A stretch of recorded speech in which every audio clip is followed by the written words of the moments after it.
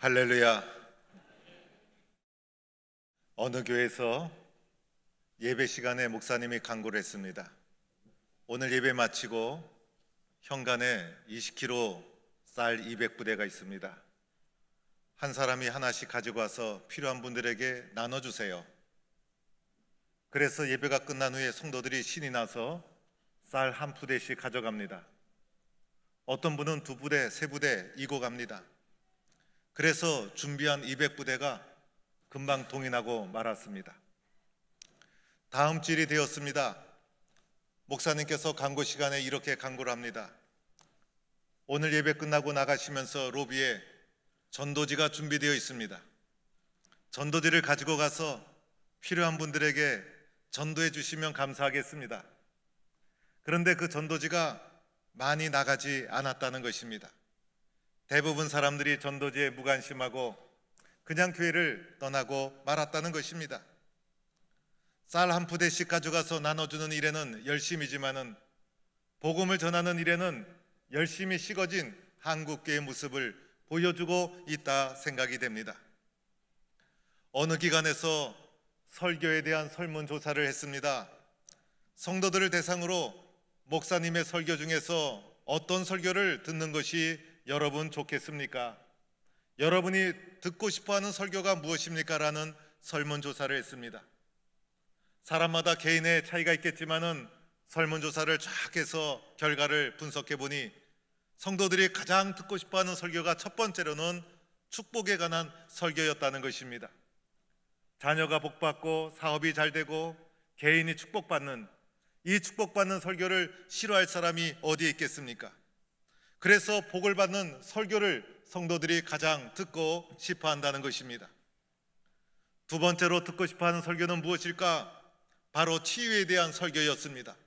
마음의 위로를 받고 상처가 치유되고 자신의 마음의 아픔을 헤아려 주고, 그래서 이 치유와 회복에 대한 설교를 들으면 위로가 되고 힘이 되고, 그래서 성도들이 이러한 설교를 듣기를 원하고 있다는 것입니다. 복에 대한 설교, 치유에 대한 설교를 듣기 싫어하는 사람이 어디 있겠어요? 그런데 성도들에게 이렇게 질문도 했습니다. 여러분이 가장 부담이 되는 설교가 무엇입니까?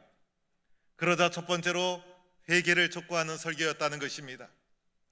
죄를 지적하고 회개를 촉구하는 설교를 들을 때마다 마음에 부담이 되어서 그 설교를 듣는 것이 너무나 힘들고 부담이 된다, 이런 설문 결과가 나온 것입니다. 그러면 두 번째로 듣기 부담이 되는 설교가 무엇일까? 그것은 바로 전도에 대한 설교였어요. 전도에 대한 설교를 하게 되면 마음에 부담이 되고, 나도 편하게 예수 믿고 교회 다니고 싶은데 전도하라는 설교를 들을 때마다 뭔가 마음에 부담이 되고, 그래서 회개를 촉구하는 설교와 전도에 대한 설교를 들을 때마다 마음에 부담이 된다는 설문 결과가 나왔다는 것입니다. 저도 사실은 축복에 대한 설교, 치유에 대한 설교가 하기가 가장 쉬워요. 그러나 목사로서 가장 하기 어려운 설교가 회개를 촉구하는 설교, 전도를 촉구하는 설교, 그리고 헌금을 권면하는 설교, 이런 설교가 가장 어려운 설교인데 오늘은 그 어려운 전도에 대한 설교를 여러분에게 하고 있는 것입니다. 그런데 설문 결과에서 이렇게 말합니다. 그런데 부흥하는 교회, 건강한 교회는 어떤 교회일까?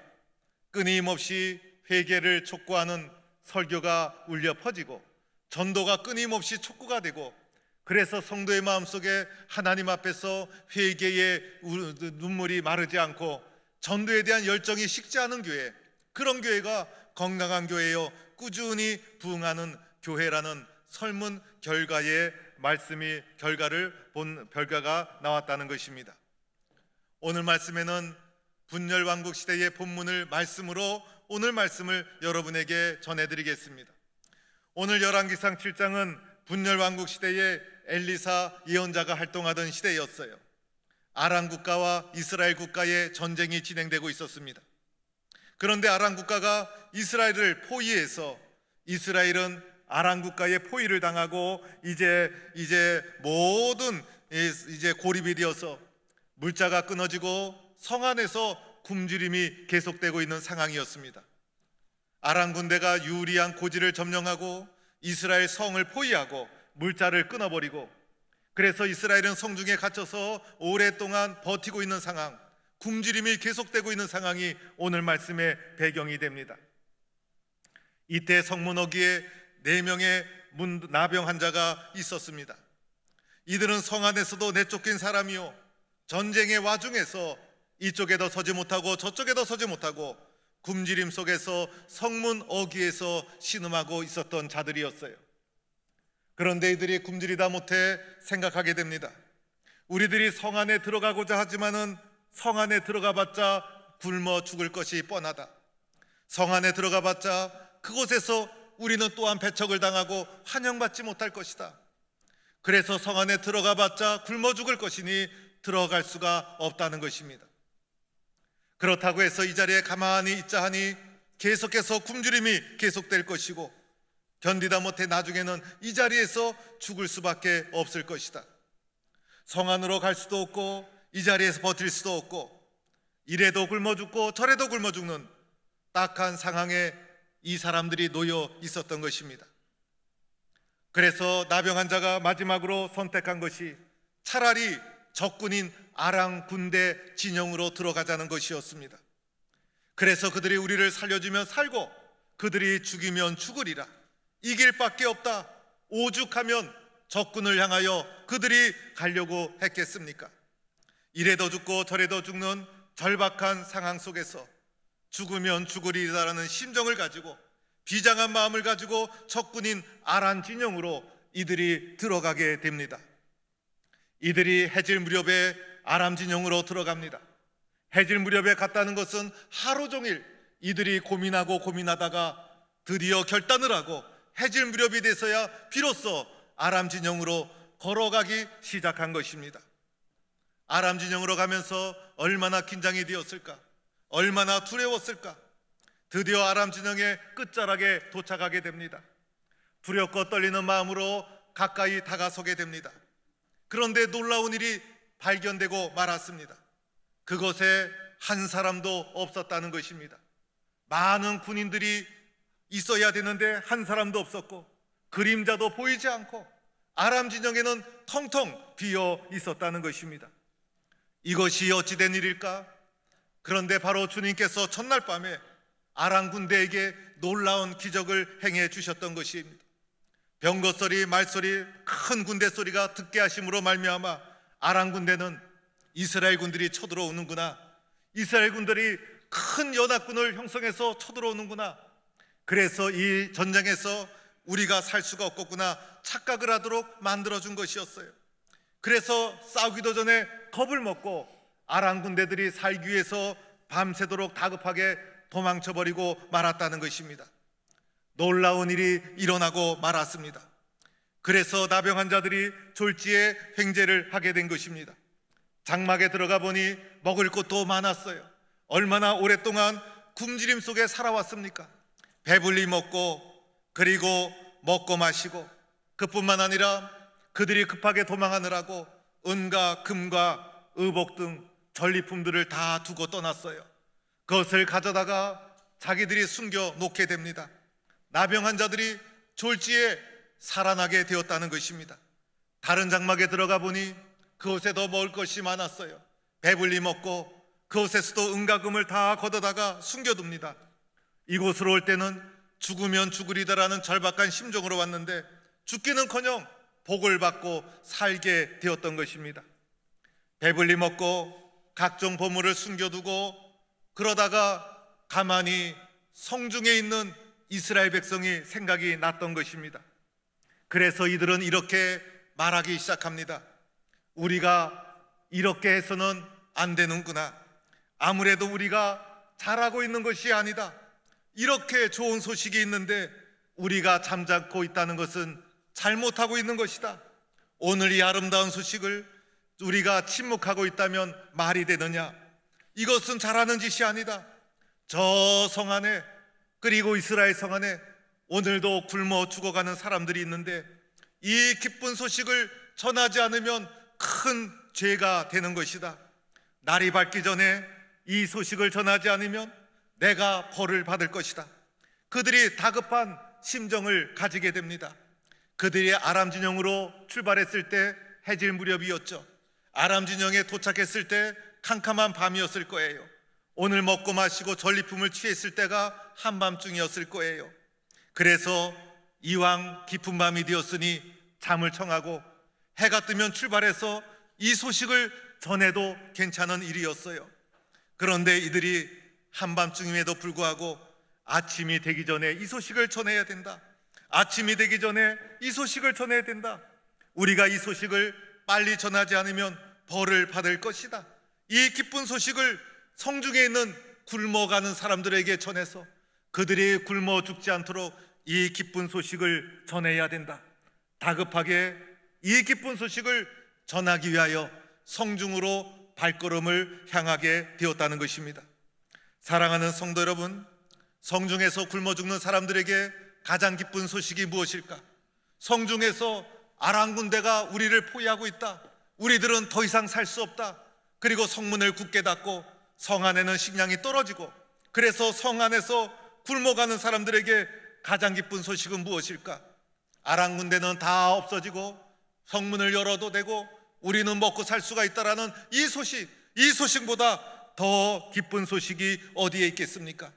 이 소식을 듣고 믿는 자는 살 것이요, 이 소식을 들었음에도 불구하고 믿지 못하면 죽을 것이요, 이 소식이 전해지면 그들은 살아나는 것이고, 이 소식을 듣지 못하면 그들은 성문을 굳게 닫고 그 안에서 굶주림을 버티다가 마침내는 다 같이 죽을 수밖에 없는 비참한 운명이 된다는 것입니다.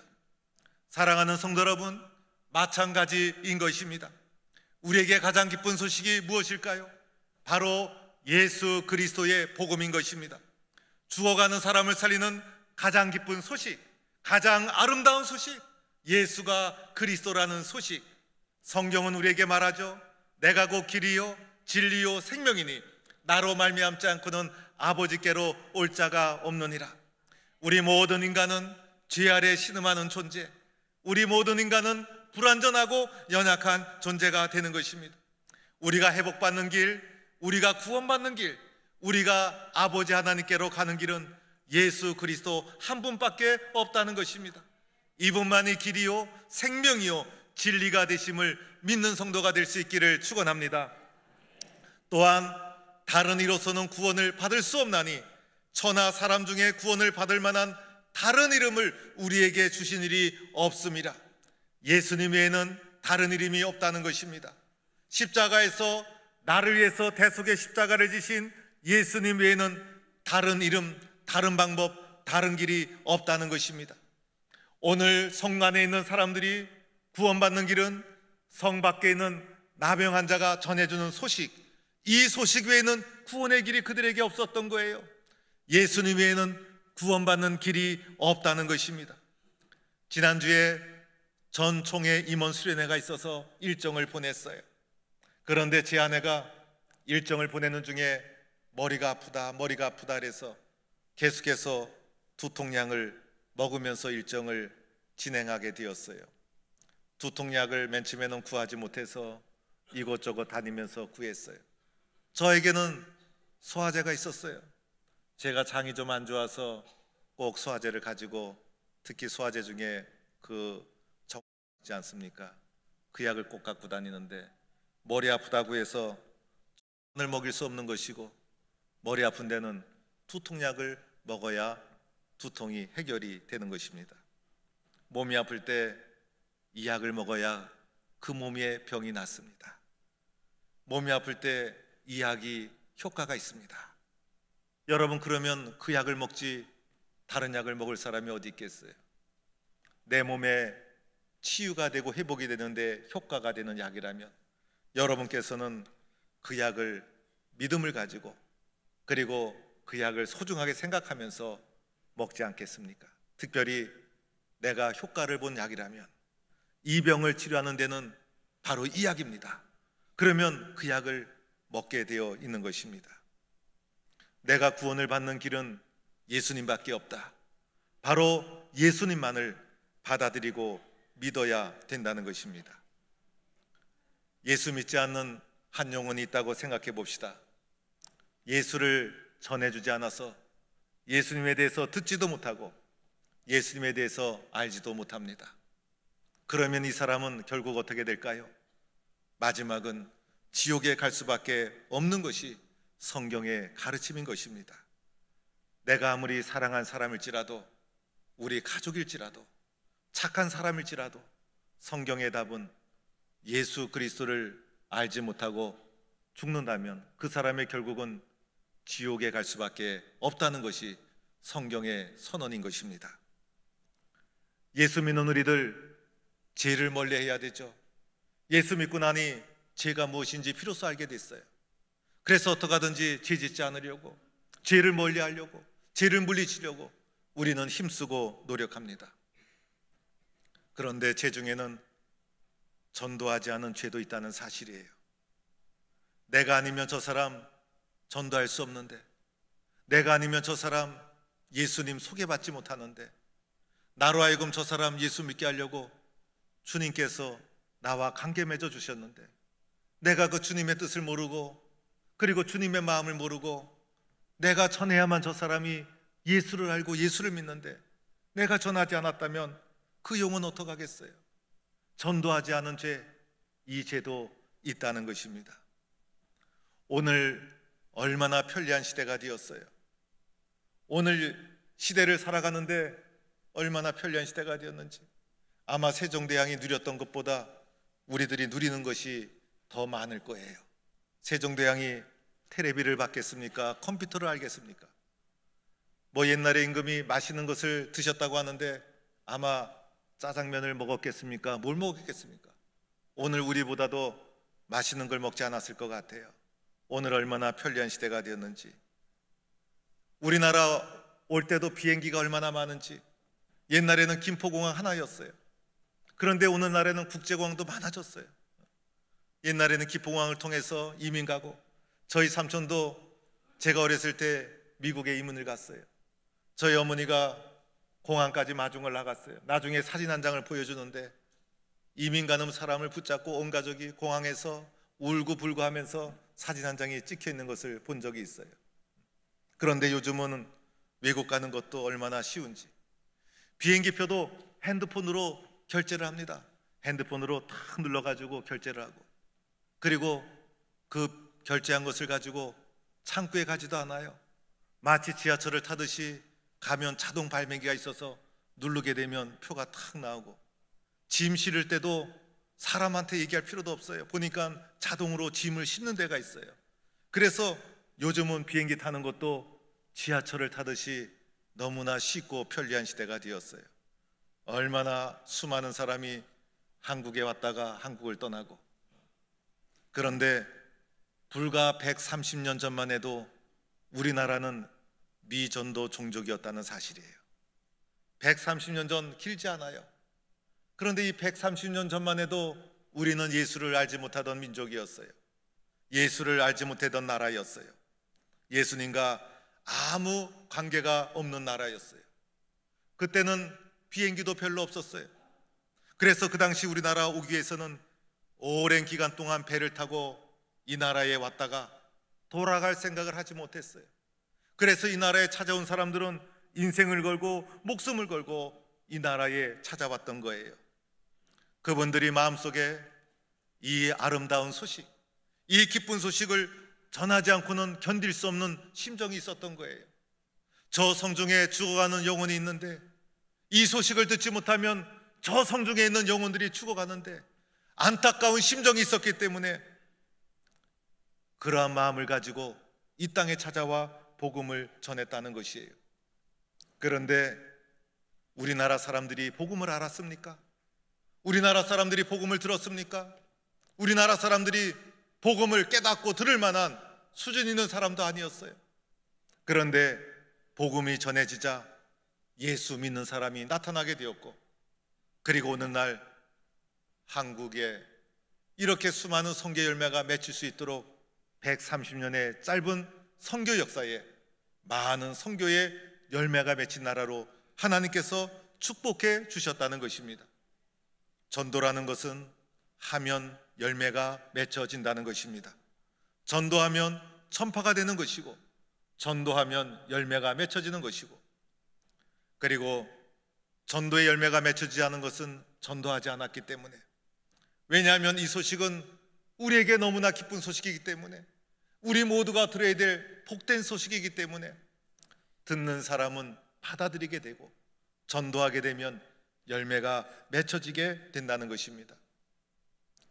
중국과 북한 국경 사이에서 선교활동을 하는 장로님의 간증문을 하나 본 적이 있어요. 제가 그 글을 읽고 감동을 받았어요. 이 장로님은 대기업 사업하시는 분, 건축하시는 분, 교수, 의사, 그리고 여러 국적을 가진 교포들로 구성된 선교단체였어요. 이 선교단체가 구호품을 모아가지고 중국에 가고 북한에 가서 특별히 북한 사람들에게 많은 구호품을 나눠주는 선교 활동을 하고 있었어요. 그런데 그곳에 갈 때마다 마음이 상할 때가 너무나 많았다는 거예요. 자신들의 이 사랑의 마음은 보지 않고, 예수님의 심정으로 가는 이 따뜻한 마음은 보지 않고, 그들이 보는 것은 구호품만 보는 거예요. 물건만 받으려고 하는 거예요. 감사가 없었어요. 툭하면 트집을 잡고, 그래서 구호활동을 하면서도 얼마나 마음이 많이 상하는지. 그러던 어느 날 구호품을 가서 나눠주는데 북한 관리가 말도 안 되는 트집을 잡더라는 거예요. 그날따라 그동안 참아왔던 것이 올라오면서 분노가 치밀어 오르고, 섭섭한 것이 치밀어 오르고, 화가 치밀어 올라서 그 북한 관리에게, 말도 안 되는 생트집을 잡는 관리에게 분노를 쏟아붓고 말았다는 것입니다. 분노를 쏟아부으면서 북한 관리를 쳐다보는데 그 관리의 뒤에서 눈물을 흘리시면서 자신을 쳐다보는 예수님의 얼굴이 보이더라는 거예요. 그 순간 분노를 다 추스리고 그리고 회개를 했다는 거예요. 내 속에 왜 분노가 일어났을까? 내가 왜 이렇게 화를 내는 것일까? 내가 그들에게 준다고 생각한 거예요. 내가 한다고 생각한 거예요. 그래서 그 이후로는 내가 준다, 내가 한다라는 생각을 다 지워버렸다는 거예요. 내가 이 길을 가는 것은 저 북한의 영혼을 위해서 눈물을 흘리시는 예수님이 계시기 때문에, 저 북한 땅을 바라보시면서 애통해 하시는 주님이 계시기 때문에, 그 눈물을 흘리시는 예수님의 심정이 있기 때문에 나는 이 선교 사역을 계속해 나간다는 마음을 가졌다는 것입니다. 로마서 10장 15절에 보내심을 받지 아니하였으면 어찌 전파리요? 기록된 바 아름답도다 좋은 소식을 전하는 자들의 발이요 라는 말씀이 있습니다. 여러분이 아름다운 소식, 좋은 소식을 전하는 발이 될 수 있기를 축원합니다. 오늘 누가 이 기쁜 소식을 전할 수 있을까? 성 안에 죽어가는 수많은 영혼이 있는데 저 영혼을 살리는 이 기쁜 소식을 누가 전할 수 있을까? 이 소식을 전하지 않으면 수많은 영혼이 죽어갈 수 있을 텐데 누가 이 소식을 전해야 되는가? 죽어가는 영혼을 바라보면서 가슴 아파하시는, 눈물 흘리시는 예수님의 마음을 가슴에 품고 이 기쁜 소식을 전하는 성도가 될 수 있기를 주의 이름으로 간절히 축원합니다.